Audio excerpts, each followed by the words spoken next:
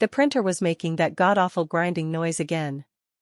You know, the one that sounds like it's eating its own soul. I just stared at it, the fluorescent lights humming their usual soul-sucking drone above me, smelling faintly of stale coffee and regret. The gray dust motes danced in the weak shafts of light cutting through the blinds. Each one a tiny, silent testament to the slow decay of everything. She walked in. Her heels clicked on the linoleum with a deliberate, almost mocking rhythm. She'd been saying for months I'd come crawling back, you know, begging.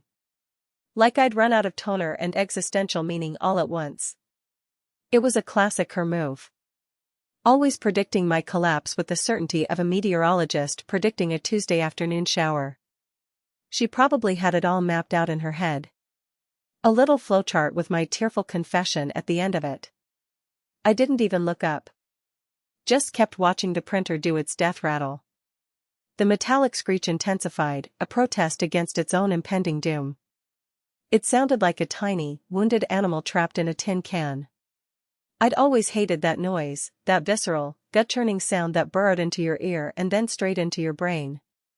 Still wrestling with that thing? She asked. Her voice had that little chirp. The one that meant she thought she'd won. It was a triumphant little note, like a bird of prey spotting its next meal. I could practically feel the smugness radiating off her, a warm, unpleasant wave. She probably thought this was the grand finale. The moment she'd been waiting for, the punchline to a joke I didn't even know I was telling. It's a metaphor, I said. Didn't even move. My voice was flat, devoid of any inflection. I just kept my eyes locked on the infernal machine, willing it to just give up the ghost already. I swear, the coffee in the break room tasted even more bitter today. Or maybe that was just me. I needed to call the dentist. My left molar had been acting up for a week. The printer gave a final, pathetic whir and then just stopped. A tiny puff of gray dust escaped from its innards, like a last, desperate exhalation. And silence. A pure, unadulterated silence that felt heavier than any noise. The sudden absence of the grinding was almost more alarming than the grinding itself. It was a void, a gaping maw where the incessant noise had been. The silence was deafening, a palpable thing that pressed in on my eardrums. She blinked. Just a subtle tremor of her eyelids. Huh, she said. The chirp was gone. Replaced by something that sounded suspiciously like confusion. Good. And that was it. The day she'd been waiting for. The day I'd supposedly collapse into a puddle of desperation. I just stood there, staring at the dead machine. My left knee started bouncing and I couldn't stop it. It was a nervous tick, something that always happened when I felt. Well, I wasn't going to put a label on it. I just felt my knee going, thud-thud-thudding against the worn carpet. I remember once, in college, this guy. He was trying to impress this woman, and he spent like an hour telling her about his stamp collection. Every single obscure Prussian blue. She looked like she was going to spontaneously combust from boredom. I felt that. Right then. Staring at the defunct office equipment. The sheer pointlessness of it all. The wasted energy. The utter lack of anything resembling genuine connection. It was like watching someone meticulously describe the molecular structure of dust. So, I said, my voice a little scratchy. You need something? I cleared my throat, the sound rough. I hadn't spoken much today. She actually faltered. Like she'd practiced this whole scene in her head and I was deviating wildly from the script. Her shoulders, which had been held in a posture of confident anticipation, seemed to slump just a fraction. No. I just came to see. See what, exactly? My pathetic downfall? My digital inkwell running dry? I'm getting ahead of myself. The printer was dead. That was it. The only dramatic event of the day so far. The rest was just air. And the smell of burnt plastic. It reminded me of that time the toaster oven in the break room caught fire. That was a Tuesday, too. Or maybe a Wednesday. I'd lost track. Right, I said. Well, I'm good. Printer's dead, but I'm good. I shrugged, trying to project an air of nonchalance I didn't entirely feel. My knee was still going, a relentless metronome of suppressed anxiety. I needed to find a new printer. A whole new system, probably. The thought was exhausting. She shifted her weight, her eyes darting around the small office. The crooked picture frame on the wall, the one with the faded landscape, seemed to mock the whole situation. It depicted a scene of serene pastoral beauty, completely at odds with the mechanical carnage at my desk. The paint was peeling at the edges, the frame itself warped. It had been there since before I started. I'd meant to straighten it 100 times. You know, she started, then stopped. A hesitation that stretched for an eternity. You really think you're going to manage with all this? All this being the empty void where the printer used to be. The general air of mild disarray, and my unwavering refusal to do whatever it was she'd expected me to do. I swear, the fluorescent lights buzzed a little louder then. Or maybe that was just in my head. The smell of burnt plastic, though, that was real. Like the break room at my old job, the one I'd hated. That place always smelled faintly of decay and passive aggression. It's fine, I said. I'll figure it out. I ran a hand through my hair, feeling the slight greasiness. I hadn't showered yet.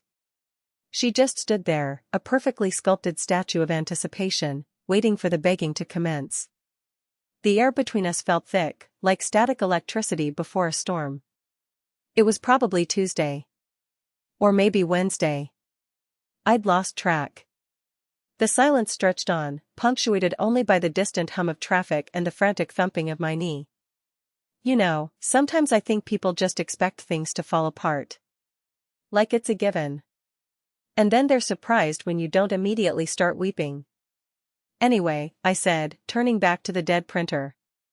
Glad to see you. It was a platitude, a meaningless social nicety. But it was all I had. It felt like throwing a pebble into a vast ocean. She didn't say anything. Just watched. Like a vulture.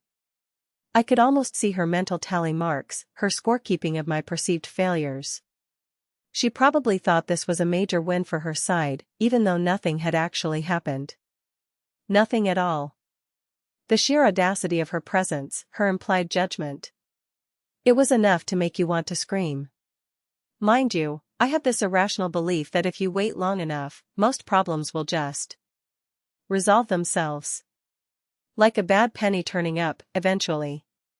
Or a stubborn piece of office equipment giving up the ghost. This woman, she was the opposite. Always pushing, always prodding.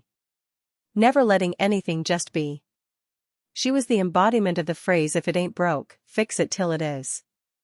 She finally turned. A rustle of fabric. The click of the door closing behind her. The sound echoed in the sudden emptiness. She hadn't gotten what she came for. She hadn't seen me beg. She hadn't seen me crumble. She'd seen a dead printer and a man who just said it's fine. I just stood there. And then I started laughing. Not a big, booming laugh.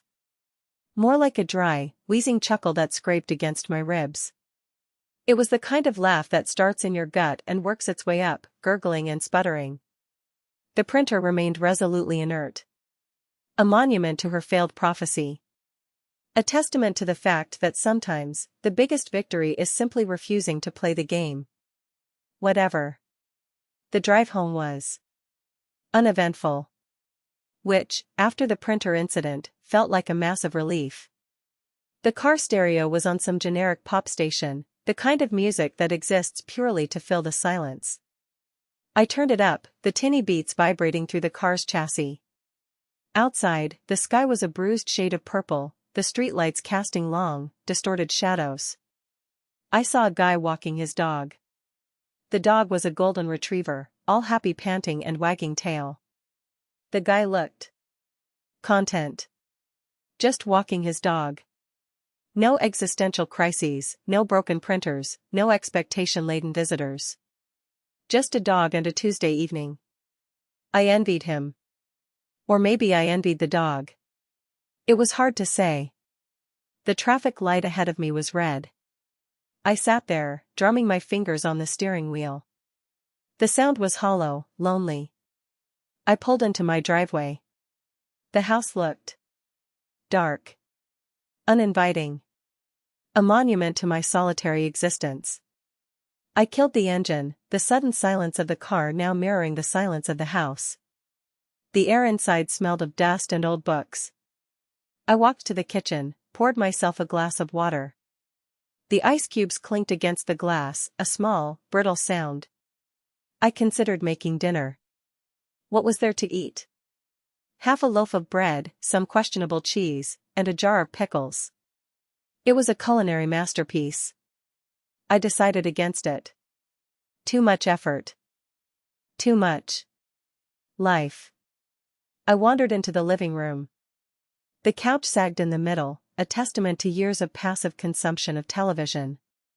I sank into it, the cushions sighing under my weight. I stared at the blank television screen. It was a mirror, reflecting back only my own weary face. I thought about the printer again. That god-awful grinding noise. It was gone now. Replaced by something else. A quietness. A different kind of burden. I remembered another college anecdote. A guy, trying to impress a girl, explaining the intricacies of his Dungeons and Dragons character sheet for an hour. She'd nodded along, her eyes glazed over, a faint smile plastered on her face. I'd felt that. Again. That same hollow feeling. The feeling of performing for an audience that wasn't really there, or worse, was actively bored. I needed to call the dentist. Definitely. That molar was starting to throb. A dull, persistent ache that was beginning to overshadow everything else. I picked up my phone. Scrolling through contacts. Who to call? No one, really. I put the phone down. The silence in the house was starting to get to me. It wasn't the peaceful silence of a satisfied mind. It was the agitated silence of a mind that had too much room to think. Too much space to wander. I went to the window. Looked out at the street. The same street. The same houses.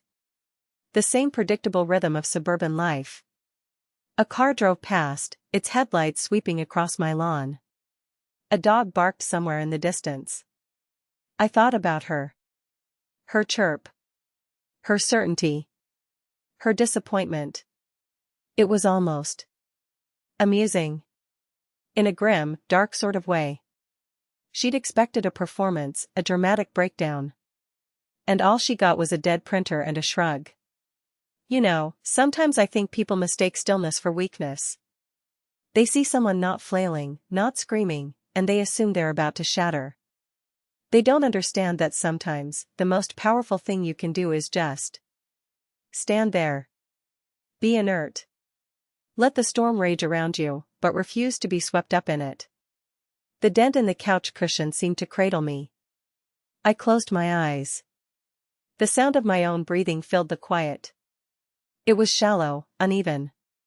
The throb in my molar pulsed in time with it. I should get a new printer. A different kind of printer.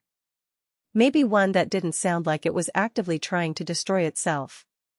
Or maybe I just shouldn't have printers at all. Maybe I should go back to typewriters. Or just write things down on scraps of paper and hope for the best. I stayed there for a long time. Just breathing. Just existing. The house was still. The street was still. My knee had finally stopped bouncing. The printer was still dead. She was gone. And the dentist appointment was still waiting. Whatever.